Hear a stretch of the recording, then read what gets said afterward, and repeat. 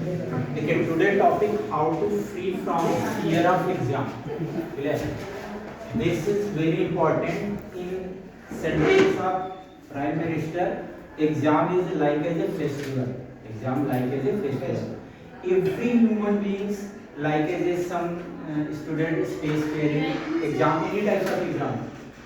तो due to this reason what is the reason behind the exam, how to create the fear. Fear क्यों create होता है, इसके पीछे रीजन है।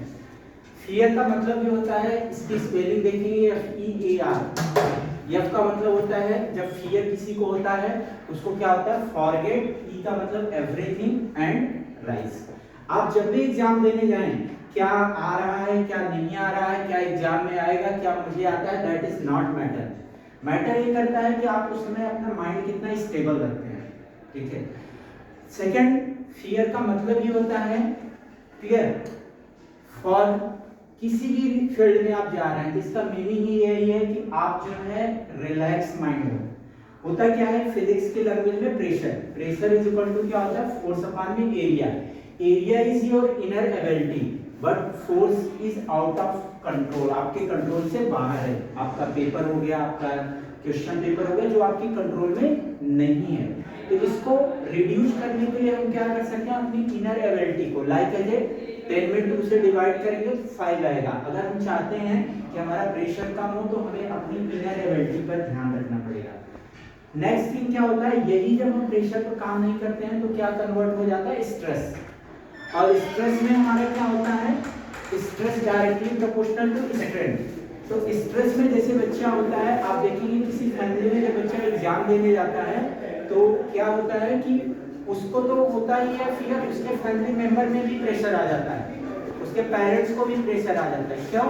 क्योंकि उसके अटैच है, जहाँ अटैचमेंट होता है उसका बच्चा एग्जाम देने जा रहा है तब तो उसको जो है अटैच होंगे, लेकिन अदर कोई होगा तो स्ट्रेस हमारा क्या हो जाता है, उसको रिड्यूस करने के लिए सबसे most important technique that is called meditation. Meditation is a technique. मैंने आप लोगों को बोला था कि एक सेपरेट ग्रुप वहां पर मैं शेयर करने वाला था कि कैसा भी एग्जाम हो। अभी आप लोगों को मालूम होगा कि वर्ल्ड में सबसे यंगेस्ट सीए, ठीक है, वो तो उसने मेडिटेशन का मैजिक ऑफ मेडिटेशन, जो कि हर एग्जाम से पहले जब आप एग्जाम हॉल में एंट्री करते हैं, पहला थॉट मुझे सब कुछ आता है। फर्स्ट थॉट मुझे सब कुछ आता है। सेकंड थॉट, जब आप एग्जाम पेपर आपके पास आ जाए या जब आप प्रिपरेशन कर रहे हो तो थॉट क्रिएट करें, जो मैं पढ़ के जाऊंगा वही एग्जाम में आएगा।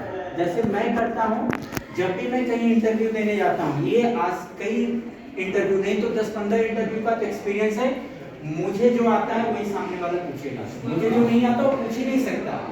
और ये बहुत बड़ी साइंस है, क्योंकि जो यहाँ पर थॉट क्रिएट करेंगे वही वहाँ पर वाइब्रेशन जाएंगे, क्योंकि स्पीड ऑफ लाइट कितनी होती है, 3 × 10⁻⁸।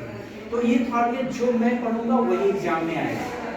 नेक्स्ट थिंग, जब पेपर आपके सामने आ जाए, मान लीजिए एक सिचुएशन आ जाती है आपको कुछ नहीं आता, एक सिचुएशन आ गई आपको कुछ नहीं आता, तो भी आप 60% कैसे गेन कर सकते हैं।